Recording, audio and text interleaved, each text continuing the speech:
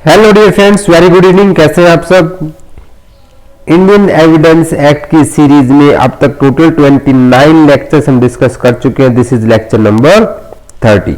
देखिए, documentary evidence हम कर रहे थे 61 से लेकर 100 तक डॉक्यूमेंट्री एविडेंस के प्रोविजन है इन चैप्टर 5 एंड चैप्टर 6। देखिए, डॉक्यूमेंट्री एविडेंस में कल आपने कवर किया कि टाइप ऑफ डॉक्यूमेंट्री एविडेंस क्या होंगी। डॉक्यूमेंट्री एविडेंस की टाइप ऑफ एविडेंस नहीं, डॉक्यूमेंट्री एविडेंस की टाइप। 61 कहता है कि प्राइमरी सेकेंडरी दे सकते हो, 62 ने प्राइमरी को डिफाइन किया, 63 ने सेकेंडरी को डिफाइन किया, 64 बता रहा है कब आप प्राइमरी दे सकते हैं, 65 बता रहा है कब आप सेकेंडरी की एडमिसिबिलिटी करा सकते हैं। 65A इलेक्ट्रॉनिक रिकॉर्ड है, 65B उसके लिए एडमिसिबिलिटी का काम करता है, और 66 is connected with 65 clause A, जहां पे आप क्या करते हैं, एक नोटिस देते हैं अदर पार्टी को टू प्रोड्यूस द डॉक्यूमेंट। तो ये सारी चीजों को आपने कल समझा। देखिए, डॉक्यूमेंट्री एविडेंस एक बार क्विक रिकैप करेंगे और आज बेयर एक्ट की लैंग्वेज समझेंगे। कल किसी ने कहा था कि सर स्लाइड में कम समझ में आ रहा है, बेयर एक्ट की लैंग्वेज दिखा दीजिए। ठीक है, आज आपको हम बेयर एक्ट की लैंग्वेज दिखाते हुए पढ़ाने की कोशिश करेंगे। ठीक है, 61 से लेके 90A तक चैप्टर 5 पहले इसको डील करेंगे, फिर हम एम्बिग्यूटी वाले पार्ट पे जाएंगे। मैंने कहा था आपको 61 से लेके 66 तक आपको पता लगता है कि डॉक्यूमेंट्री एविडेंस क्या है, उसकी टाइप्स क्या है। यानी कि एक तरह से अगर मैं इसको कहूं तो कहीं ना कहीं ये आपका एक्सप्लेनेशन क्लॉज है, जो कि उसकी डेफिनेशन देता है, उसकी एडमिसिबिलिटी को बताता है। अब उसे कैसे प्रूव करेंगे, तो 67 से 73 बताता है how we will prove this, और 74 से लेकर के 78 तक वो पब्लिक डॉक्यूमेंट और प्राइवेट डॉक्यूमेंट से डील करता है। In today's class we will discuss the 67 to 73 how we will prove the documentary evidence. इसको हम कवर करने वाले हैं। बेयर एक्ट में जो कल हमने कवर किया था उसका भी एक बार रिकैप करेंगे, सो दैट कि कल की चीज आपको अच्छे से मेमोराइज हो जाए। तो अभी हम सीधा चलेंगे अपने बेयर एक्ट पे। आप लोग भी अपना बेयर एक्ट ओपन कर लीजिए, हाइलाइटर अपने साथ रख लें, और फिर हम आज की क्लास को स्टार्ट करते हैं। आई होप वॉइस आपको अच्छे से आ रही होगी।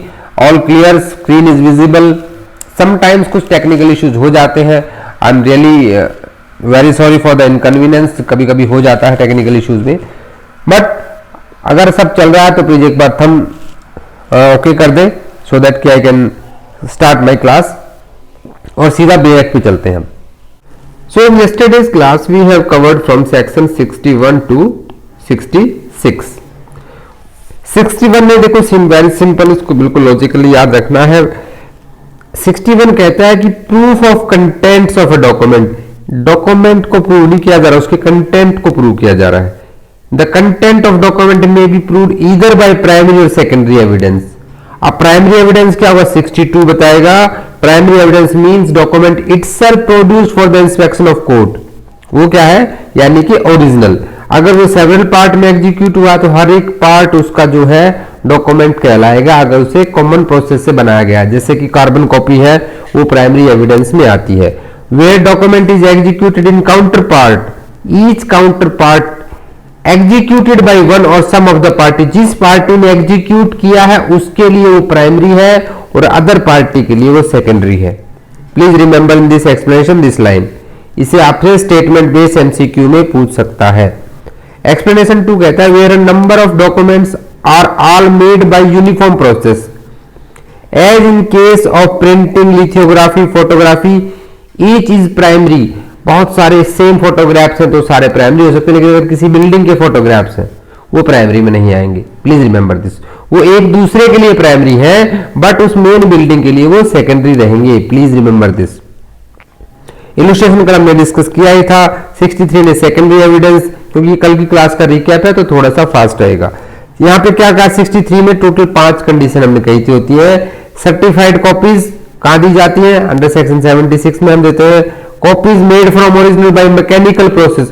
मैकेनिकल प्रोसेस और कॉपीज कंपेयर किससे की जाए, कॉपीज से ही कंपेयर की जाए, या फिर कॉपी बनाने के बाद ओरिजिनल से कंपेयर की जाए। काउंटर पार्ट अगेंस्ट दी, जो एक्सप्लेनेशन में हमने पढ़ा था, other party who did not execute them. और फिफ्थ आ जाता है आपका ओरल अकाउंट जैसे हमने सेक्शन 119 में पढ़ा था, डम विटनेस वो लिख के देता है पर हम ओरल मानते हैं, या आदमी बोल के बताता है पर हम उसे डॉक्यूमेंट्री मानते हैं। अंडरस्टूड। इसके इलस्ट्रेशन जरूर देख लीजिएगा। 64 ने फिर बता दिया था प्रूफ कैसे देंगे भाई, डायरेक्ट वही डॉक्यूमेंट दोगे तभी प्रूफ माना जाएगा। 65 में टोटल 7 कंडीशंस की हमने बात की थी। पहली कंडीशन वहां पे क्या थी कि जो ओरिजिनल को क्या दिखाया जाए कि वो किसी और की पोजीशन में, किसी और के पास है। किसके पास है? ऐसे व्यक्ति के पास जो आउट ऑफ रीच है, कोर्ट के जुरिस्डिक्शन में नहीं है। किसी ऐसे व्यक्ति के पास है जो लीगली बाउंड है उसे देने के लिए, और उसको मैंने नोटिस दे दिया है, ये इसके लिए सप्लीमेंट्री है, इसको जरूर याद रखिएगा। 66 में नोटिस देने की जरूरत कब नहीं है इसके लिए, एक्सेप्ट हमने 6 कंडीशंस की बात की थी। 66 में 6 कंडीशंस है। जब डॉक्यूमेंट अपने आप में नोटिस होता है, कोर्ट में ऑलरेडी प्रेजेंट होता है, द अदर पार्टी उसको एडमिट कर चुकी होती है, वो हमने 66 कवर किया था। सेकंड क्या था यहाँ पे कि जब मान लीजिए उसके फैक्ट्स जो है वो एडमिट कर लिए गए हैं, कंटेंट उसका दूसरी पार्टी ने मान लिया है, तो भी आप दे सकते हैं। ओरिजिनल डिस्ट्रॉय हो गया, लॉस्ट हो गया है। जब देखिए सी आता है तो यहाँ पे बर्डन ऑफ प्रूफ कहाँ आएगा? सेक्शन 104। अगर मुझे सेकेंडरी एविडेंस देना किसी डॉक्यूमेंट का, first I have to prove कि वो खो गया है। याद आया आपको एग्जाम्पल हमने वहां डील किया था, फैक्ट 1 और फैक्ट 2 वाला। हर चीज आपस में इंटरकनेक्टेड है यहाँ पे। When the original is of such nature, भाई इजिली मूवेबल ही नहीं है, बहुत बड़ा पत्थर पहाड़ पे लिखा नहीं ला सकते हैं। जब ओरिजिनल क्या है? पब्लिक डॉक्यूमेंट है। हमने बर्थ सर्टिफिकेट की, बर्थ रजिस्टर की बात की थी जो 74 डिफाइन करता है। Original document with certified copy permitted by act, कहां परमिटेड है? 76 में परमिटेड है। ठीक है, 68 को अटेस्टेड देखेंगे आप, कहां पे परमिटेड कॉपीज डिफाइन है, उसके बारे में आगे पढ़ेंगे। ओरिजिनल जो न्यूमरस अकाउंट का बना है, पूरी 5000 पन्ने की किताब है, कोर्ट पूरी को थोड़ी देखेगा, जितना उसको जरूरत है उसका एक्सट्रैक्ट ले लेगा। ठीक है, वो एक्सट्रैक्ट ही यहाँ पे सेकेंडरी एविडेंस के तौर पे लिया जा सकता है। अंडरस्टूड। अब ये कहते हैं इन केस ए, सी और D any secondary evidence of content of document is admissible. In case B the written admission is admissible, क्योंकि बी में क्या है? फैक्ट एडमिट कर लिया एडवर्स पार्टी ने। ई एंड एफ क्या? सर्टिफाइड कॉपी से बात करता है, सर्टिफाइड कॉपी ही चाहिए, but no other kind of secondary evidence is admissible. और आपके लास्ट जी में क्या कहता है? एविडेंस में be given as general result of the document by any person who has examined them. भाई जो कोई एक ही तो उस बुक को एग्जामिन करेगा, उसी का जो जर्नल भी होगा उसे यह माना जाएगा। Who is skilled in the examination such documents. एक तरह से ये देखा जाए तो सेक्शन 45 में क्या पढ़ते हैं? Opinion expert. ठीक है, ओपिनियन ऑफ एक्सपर्ट पढ़ते हैं ना, वैसे जब ओपिनियन की बात हम मानते हैं तो यहां कोर्ट इसकी बात को ले सकता है। Understood. But he must be skilled, जैसे वहां पे एक्सपर्ट स्किल्ड होते थे, किस किस फील्ड में थे हमारे? रिमेंबर, इसको भी रिवाइज कर लो साथ साथ। कहां कहां था? फॉरेन लॉ में था, ठीक है, आर्ट में था, ओके, साइंस में था, ओके, हैंड राइटिंग में था, ओके, फिंगरप्रिंट में था। 5 तरह के थे। और साथ ही examiner of electronic record 45A, remember that also. Now 65A special provision as to evidence related to electronic record.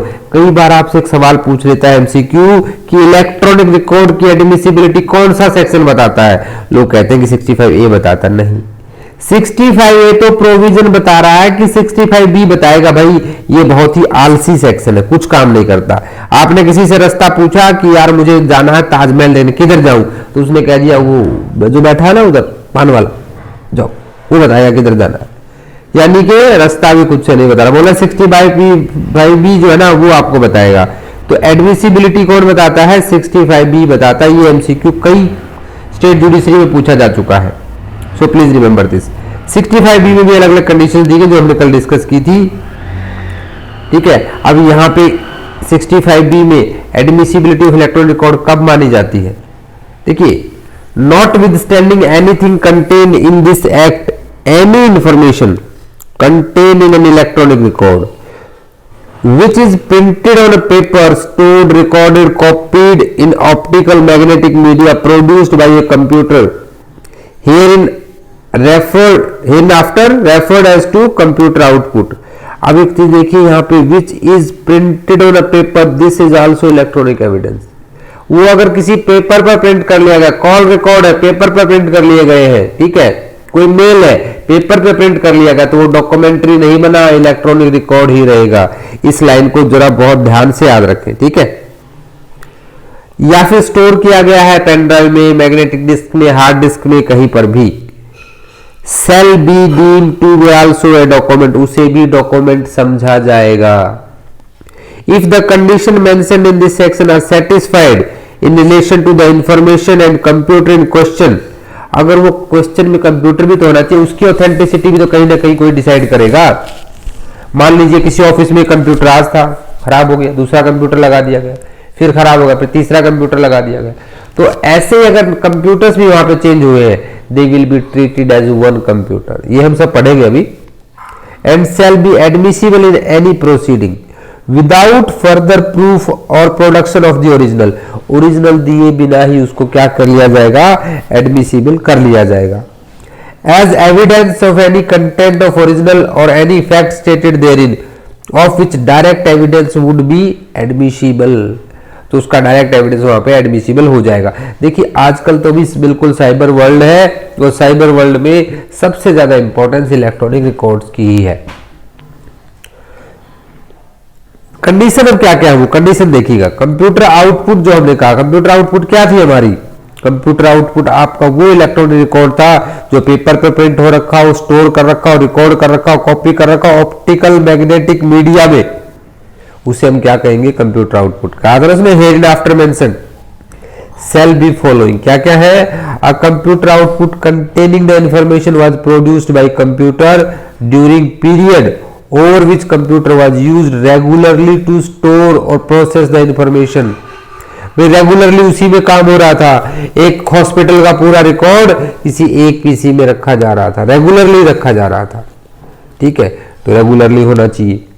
During this said period information of kind contained in electronic record or of the kind from which the information so contained is derived was regularly feed, उस computer में regularly वो data feed किया जा रहा था, ठीक है। ऐसा नहीं है कि अभी ये केस आया तभी उसमें फीड किया गया, उसमें वो डाटा पहले से रेगुलरली फीड किया जा रहा था, ठीक है।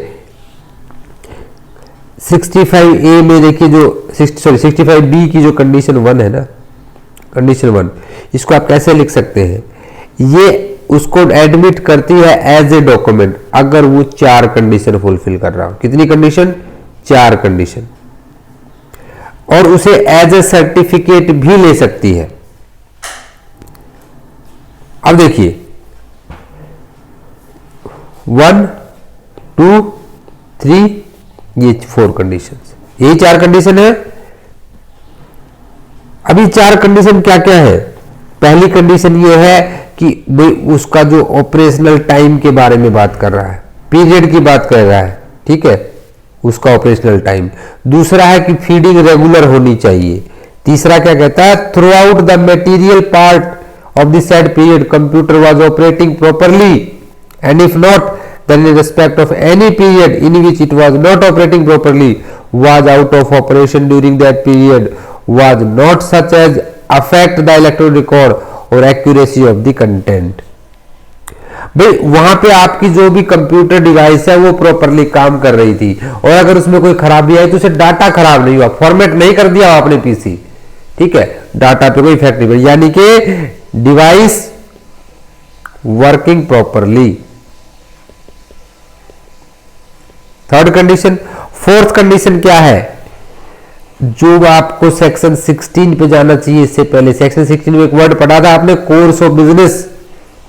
The information content in electronic record reproduce or is derived from such information fed into the computer in ordinary course of said activity.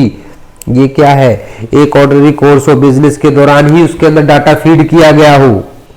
4 condition clear हुई। 4 कंडीशन 65B के 2 में 4 कंडीशन में। देखो इसको मैं और अच्छे से समझाने की कोशिश करता हूं, शायद आप थोड़े से कंफ्यूज हो गए होंगे। 65A कहता है इलेक्ट्रॉनिक रिकॉर्ड कैसे एडमिसिबल किए जाएंगे, जैसा कि 65B ने बताया। 65B में फिर आ जाते हैं। 65B का 1 क्या कहता है, 1 ये कहता है कीजिए, उसको हम एज ए डॉक्यूमेंट एडमिट कर लेंगे। कैसे कर लेंगे? एज डॉक्यूमेंट की तरह एडमिट करेंगे। अगर वो 65B की 2 में दी गई 4 कंडीशन फुलफिल करता हो। 4 कंडीशन क्या है? पहली कंडीशन कि आपके जो उसका ऑपरेशनल टाइम और पीरियड है उस पर एक तो लॉफुल कंट्रोल होना चाहिए किसी बंदे का। दूसरी यहां पे क्या रहेगी? उसके अंदर जो फीडिंग है वो रेगुलर होनी चाहिए, रेगुलर फीडिंग होनी चाहिए। थर्ड कंडीशन क्या रहेगी कि जो डिवाइस है आपका computer device that must work properly, और अगर कुछ प्रॉब्लम आई है तो आपका डाटा इंटरप्ट नहीं होना चाहिए। फोर्थ है कि फीडिंग जो है वो ऑर्डिनरी कोर्स में होनी चाहिए। यही 4 कंडीशन है। अगर ये 4 कंडीशन सेटिस्फाइड करा दिया आपने 1 2 3 4, तो फिर इस इलेक्ट्रॉनिक रिकॉर्ड को एज ए डॉक्यूमेंट हम क्या करा सकते हैं? एडमिट करवा सकते हैं कि जनाब अब तो ये एडमिट हो जाएगा क्योंकि चारों कंडीशन यहां पे ये फुलफिल कर रहा है। समझ रहे हैं आप इस चीज को? ये आपका 65B की पहले 2 इंपॉर्टेंट सेक्शन, दोनों सेक्शन जो सब सेक्शन 1 और 2 है यही ज्यादा इंपॉर्टेंट है। ठीक है, अब 3 किसके बारे में बात कर रहा है? 65B3। 65B का 3 क्या कह रहा है कि where or any period function or storing or processing information of such purpose any activity regularly carried over that period as mentioned clause A of subsection 2 was regularly performed by the computer. A combination of computer, मैंने कहा computer एक खराब हुआ, दूसरा लगा दिया, हरी हट गया, तीसरा चेंज किया, चौथा चेंज कर दिया, वो डाटा कंटिन्यू चेंज हो रहा है आपके कंप्यूटर में, तो वहां क्या है? That will be counted as one computer. Combination of operating over the period by different computer operating in succession over that period by different combination of computer operating in succession over that period in any manner involving successive operation over that period in whatever order, all or one or more computer and one or more combination of computer। एक या एक से ज्यादा computer, एक से एक ज्यादा computers का कॉम्बिनेशन, जितने भी कंप्यूटर आपने यूज किए हैं ना उस पीरियड में, shall be treated for the purpose of this section single computer. मैंने आपको ये कहा था उन्हें क्या माना जाएगा? सिंगल कंप्यूटर माना जाएगा। ये नहीं है कि ये तो डेस्क नंबर 4 का कंप्यूटर था और डेस्क नंबर 5 का कंप्यूटर था, डेस्क नंबर 6 का कंप्यूटर था। अगर वो एक ही साथ काम कर रहे हैं सारे कंप्यूटर्स, कंपनी में क्या होता है बहुत सारे होते हैं लेकिन डाटा कहीं एक जगह स्टोर रहता है, तो उसे सिंगल कंप्यूटर समझा जाएगा। अंडरस्टूड? अभी हम उसको एज ए डॉक्यूमेंट करा रहे थे 65 के B के 1 और 2 में। ठीक है, अभी 65B का 4 जो है उसको सर्टिफिकेट के तौर पे एडमिट कराएगा। It can be admitted as certificate. Certificate अगर उसको एडमिट कराना है तो यहां पे टोटल 3 कंडीशन है। 65 के 4 में, B के 4 में अगर यहां एज सर्टिफिकेट एडमिट कराना है तो 3 कंडीशन है। डॉक्यूमेंट कराना था तो कितनी कंडीशन थी आपकी? 4 कंडीशन थी। क्या क्या कंडीशन है? In any proceeding where it is desired to give statement in evidence by virtue of this section a certificate doing any of the following things, that is to say identifying the electronic records containing the statement and describing the manner in which it was produced, giving such particular of any device involved in production of that electronic record as may be appropriate for the purpose of showing that the electronic record was produced by the computer, dealing with any of the matter which the condition mentioned in subsection 2 and purporting to be signed by a person occupying his responsible official position in relation to the operation of relevant device or management of the relevant activity, whichever is appropriate, shall be evidence। वो क्या हो जाएगा? Evidence हो जाएगा। Any matter stated in the certificate, तो यहां पे क्या करा रहे हो आप? एज ए सर्टिफिकेट उसको एडमिसिबल करा रहे हो। अंडरस्टूड? अब 65(3)B का जो 5 है उसमें सर्विस सेक्शन के बारे में बताया गया कि इसके लिए आप क्या मान सकते हो। इंपॉर्टेंट आपके पहले सबसेक्शन ही है, इसको भी एक बार पढ़ लीजिएगा। अब 66 का पहले से कवर कर चुके, इट इज ऑलरेडी डन कि आपको प्रोड्यूस करना पड़ेगा डॉक्यूमेंट। कब नहीं करना है उसके लिए हमने कहा था 6 कंडीशन है, एक्सेप्शन जो है ये इंपॉर्टेंट है, इनको जरूर पढ़ना।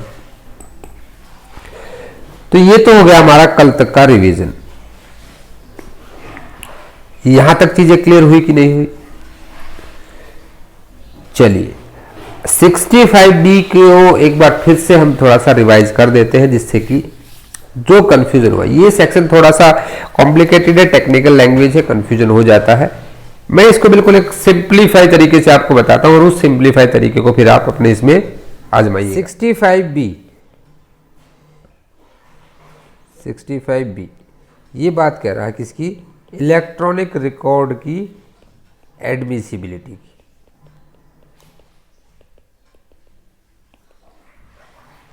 अब 65B में क्या करना है आपको? एडमिसिबिलिटी दो तरह से कराएंगे आप। एक कराएंगे आप to admit as a document के तौर पे, और एक करवाएंगे आप सर्टिफिकेट के तौर पे।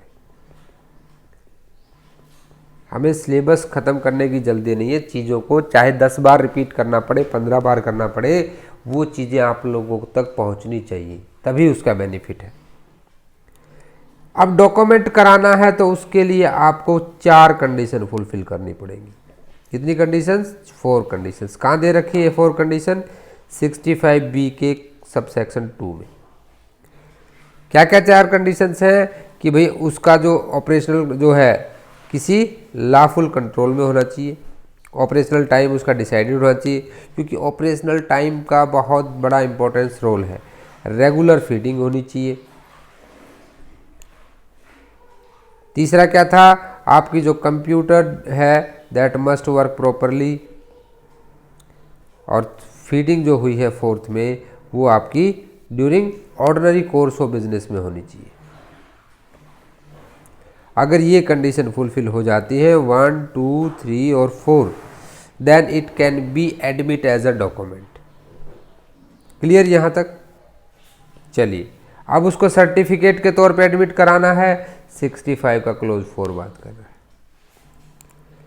अब 65 का 3 कहाँ चला गया बीच में? तो 65 के 3 को अलग से याद रखना है। ये कह रहा है कि अगर डिफरेंट कंप्यूटर आपने यूज़ किए हैं, कम्बिनेशन ऑफ कंप्यूटर यूज़ किया है, those will be treated as single computer. अब 65B का 4 क्या कहता है? अगर सर्टिफिकेट बनाना है तो भैया इसमें 4 कंडीशन है।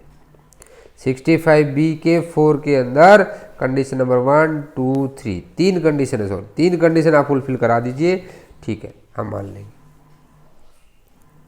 और 60 जो सेक्शन सब सेक्शन 5 है वो जर्नल एक्सप्लेनेशन बताता है इस सेक्शन की। ये अच्छे से इस चार्ट को बना लीजिए, आपको बहुत फायदा मिलेगा। आई होप अब आपको 65B क्लियर हो गया होगा। अगर अभी भी कोई डाउट्स है तो please let me know, I will try to make it more explanatory. Please let me know through your comments. Section 67, इसको डील करने से पहले एक वर्ड हमारे पास आता है हैंड राइटिंग, ठीक है, और साइन। अभी हैंड राइटिंग और साइन का इंडियन एविडेंस एक्ट में कहाँ कहाँ अब तक आप पढ़ चुके हैं? मैक्सिमम एविडेंस एक्ट आपका कंप्लीट हो चुका है, तो अप टू सेक्शन 1 से लेके 66 से क्या आपने कभी हैंड राइटिंग के बारे में अब तक पढ़ा है? तो जब एक वर्ड आता है हैंड राइटिंग ना, तो उसका एक चार्ट बना लेना है आपको।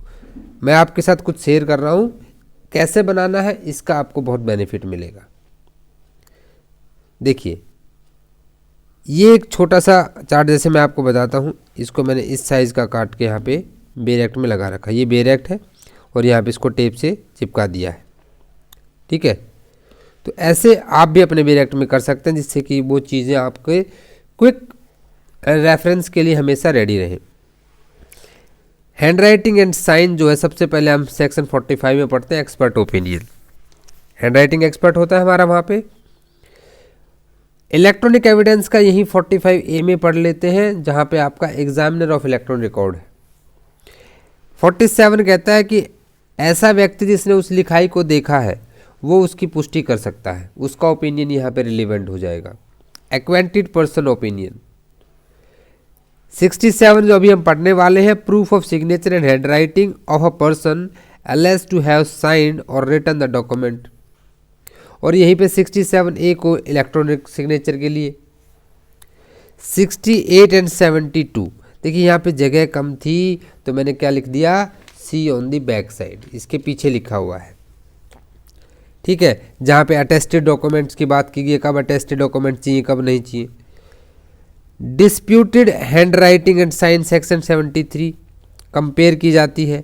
अब कंपेयर करेगा तो देखिए यहीं पे साथ में क्या कर दिया है, जब कंपेयर की मैंने बात की तो यहीं से एक एरो दिया और मैंने यहाँ के लिख दिया 311 ACRPC, power of magistrate to order a person to give specimen signature or hand writing. और कौन कर सकता है, JMFC कर सकता है। उसकी एक्सेप्शन भी लिख दी, ऐसा व्यक्ति जो उस संदर्भ में अरेस्ट नहीं हुआ उससे नहीं मांगा जा सकता है।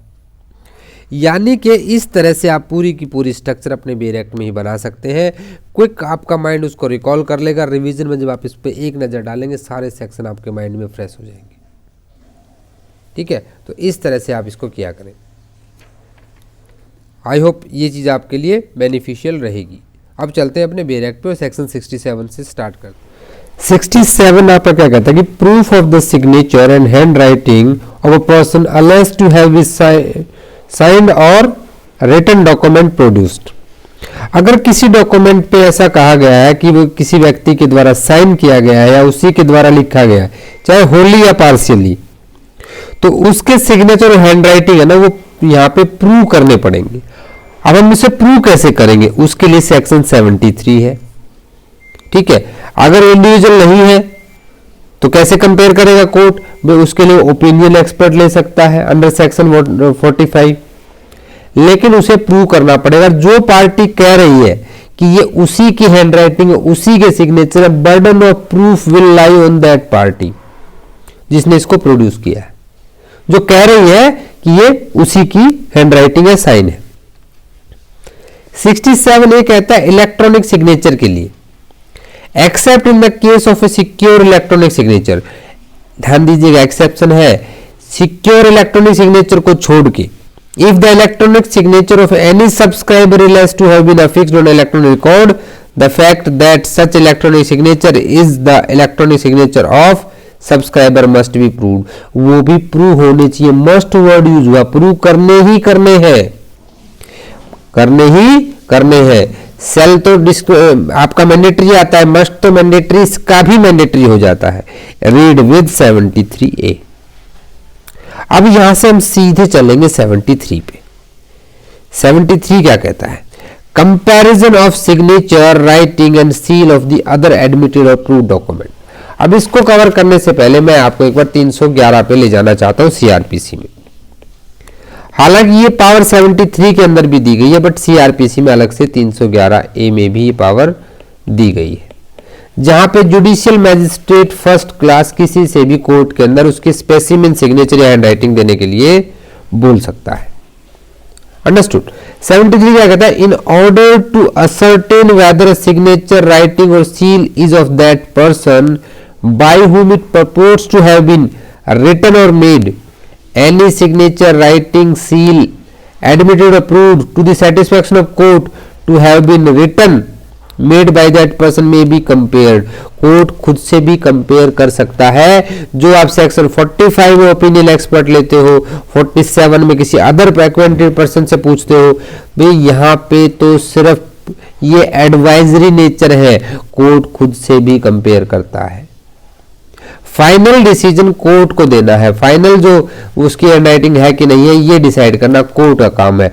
Only these are advisory suggestion for the court.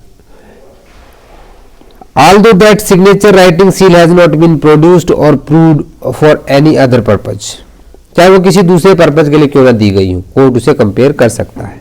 अब देखो यहीं पे 311A आ जाता है, यहीं से निकलता है कि द कोर्ट में direct any person present in court to write any words or figures for the purpose of enabling the court. भाई कुछ लिख के दिखाइए आप, ठीक है, जिससे कि हम उसे कंपेयर कर सके तो ये तुम्हारी राइटिंग है कि नहीं है।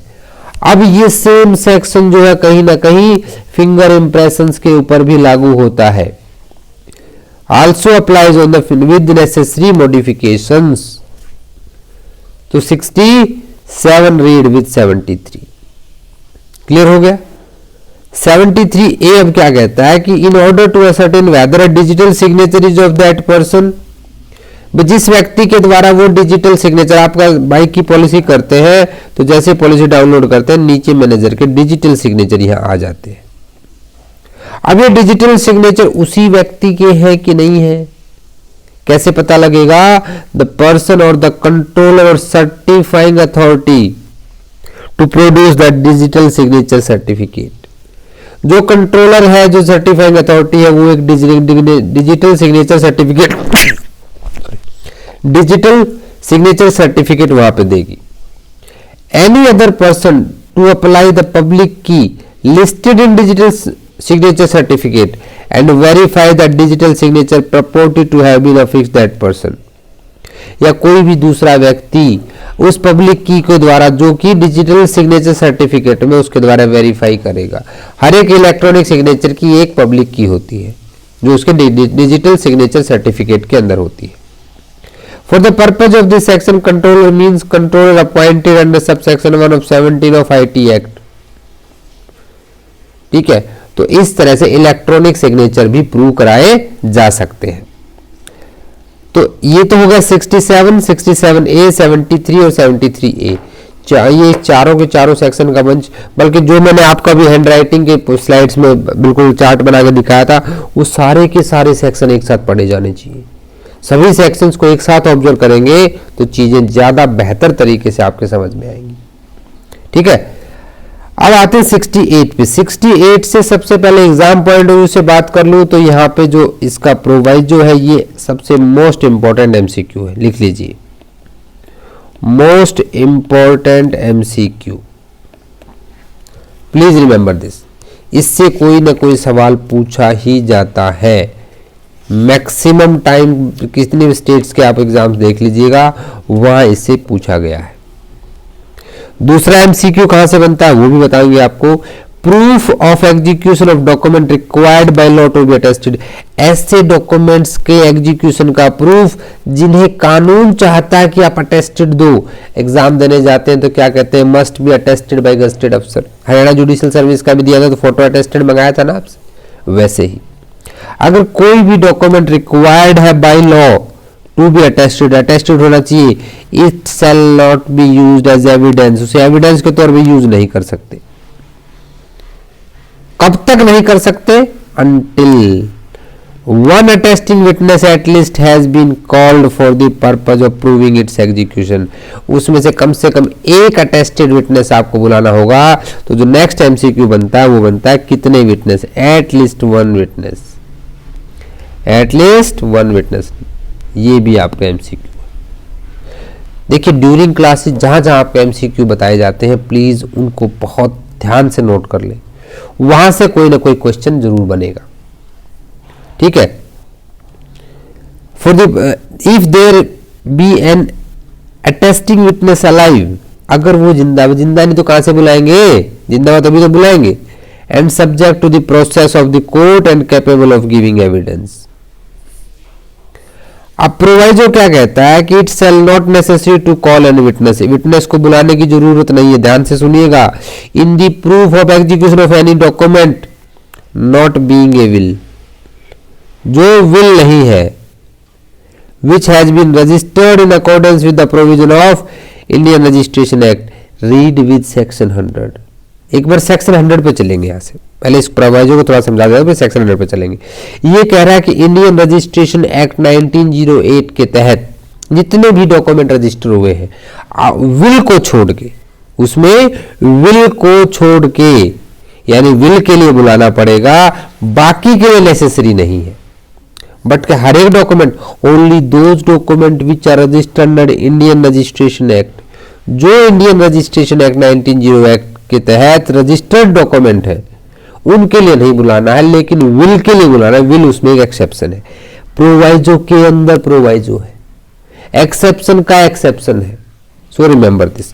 अब हम एक बार सेक्शन 100 पे चलिए। यहीं से कोई बात नहीं, हम देखिए जरूरी नहीं है चीजें कहां से कवर हो, हर सेक्शन की क्लैरिटी आनी जरूरी है। ये सब आपसे पहले वाली क्लास में पढ़ाया जा चुका है, एविडेंस कंप्लीट हो चुका है, लेकिन फिर भी एक बार 100 को हैंडल कर लेते हैं। देखिए, सेविंग और provision of Indian succession act relating to the wills, nothing in this chapter content shall be taken to affect any provision of Indian succession act as to the construction of the wills. Construction of will को के संदर्भ में यहां पे कोई effect नहीं डालेगा, ठीक है। यह लिखा गया ना, लिख लीजिए section 60 proviso exception with respect to Indian registration act, Indian succession act, Indian registration act, इन सब के साथ में जो जो एक्सेप्शंस है उनको नोट करते हुए चलना है। चलिए बैक टू द टॉपिक, उसको डिटेल में उस पर चर्चा करेंगे, लेकिन एक बार देख लेने से क्या होता है कि आपकी चीजें ज्यादा क्लियर हो जाती हैं। अब ये तो बात है कि ठीक, अभी एक विटनेस चाहिए, अब विटनेस नहीं मिला। अब आपने कहा ना, यहाँ पे कंडीशन आपने लगाई थी बीइंग अलाइव, अलाइव तो नहीं अभी, अब अलाइव नहीं है तो क्या करेंगे, बोला अलाइव नहीं है तो एक काम करो यार, अगर अलाइव नहीं है तो कोई विटनेस नहीं मिलेगा। अब कोई विटनेस नहीं मिलेगा तो उस केस में क्या करेंगे, if no such attesting witness can be found and if document propose to have been executed in UK, ध्यान दीजिएगा यूनाइटेड किंगडम में, यूनाइटेड किंगडम में, it must be proved that the attestation of one attesting witness at least in his hand writing. यार वो नहीं मिल रहा है, अगर वो नहीं मिल रहा है तो क्या करो, उसके हैंड राइटिंग दिखा दो, that the signature of person executing document is in the hand writing of that person, कि उसके सिग्नेचर मैच कर रहे हैं कि नहीं कर रहे हैं। यानी इट्स वेरी सिंपल, अगर विटनेस नहीं मिला, विटनेस वन चाहिए एटलीस्ट अंडर सेक्शन 68, नहीं मिला, नहीं मिला, कोई बात नहीं, उसके हैंड राइटिंग दिखा दो, हैंड राइटिंग प्रूव कर दो। 70 कहता है admission of execution by party to attested document, अगर admission of a party to an attested document of its execution by himself, अगर एक पार्टी ने एग्जीक्यूट कर लिया, एडमिट ही कर लिया कि हाँ जी ये हमने एग्जीक्यूट किया था, वो अपने आप में सफिशिएंट प्रूफ हो जाता है इसके एग्जीक्यूशन का against him. Section 21 admission against the interest can be used, याद आ रहा है कुछ, though it be document required well to be attested, चाहे वो भले ही अटेस्टेड क्यों ना चाहिए, लेकिन अगर दूसरी पार्टी ने कह दिया कि हाँ जी ये हमने एग्जीक्यूट किया था, this because an admission against their interest, earn against the interest of maker, admission can be used, read with section 21, so remember this.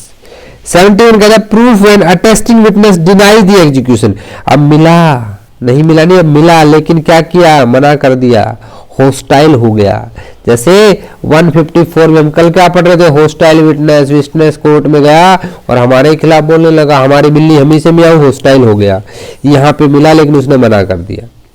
Attesting witness denies और does not recollect the execution, बूढ़ा हो गया चचा, बोल रहे हैं कि याद नहीं आ रहा कब किया, चचा को कुछ याद नहीं आ रहा, तो it's execution may be proved by other evidence, तो दूसरे एविडेंस देकर भी, दूसरे साक्ष्य देकर भी उस दस्तावेज को साबित किया जा सकता है। 72 कहता है proof of document not required by law to be attested, अब मान लीजिए कोर्ट ने कहा कि अटेस्टेड नहीं चाहिए, अटेस्टेड नहीं चाहिए, आप बोले कि मैं तो अटेस्टेड दूंगा, कोर्ट बोला दे दो, हम तो इसको अनअटेस्टेड ही मानेंगे, कोर्ट क्या मानेगा, वो अनअटेस्टेड ही मानेगा। May be proved as if it was unattested, तो भाई तुम्हारे कहने से कुछ नहीं होता, हमें अनअटेस्टेड चाहिए, तुम अटेस्टेड दो, कैसा भी दो, हम उसको अनअटेस्टेड ही मानेंगे। So in today's class you have learned from 67 to 73A. Thanks for watching this video. अगर वीडियो अच्छा लगा तो इसे लाइक कर दें, चैनल को सब्सक्राइब कर लें। आप अपने सजेशंस, एडवाइस, क्वेरीज मुझे मेल कर सकते हैं। टेलीग्राम ग्रुप को ज्वाइन कर लें जहाँ पे बहुत सारी इन्फॉर्मेशन आपको मिलती है। वीडियो को लाइक कर दिया अपने दोस्तों शेयर भी करें और कमेंट करके जरूर बताएं। In tomorrow's class we will start from the section 74, आपके पब्लिक डॉक्यूमेंट से कल स्टार्ट करेंगे और कल कोशिश करते हैं प्रिजम्पशन तक हम कवर कर ले। 3-4 लेक्चर बचे हैं इसमें, फिर एविडेंस एक्ट हमारा कंप्लीट हो जाएगा। So thanks for watching this again and see you tomorrow at the same time same channel. तब तक के लिए जय हिंद, जय भारत।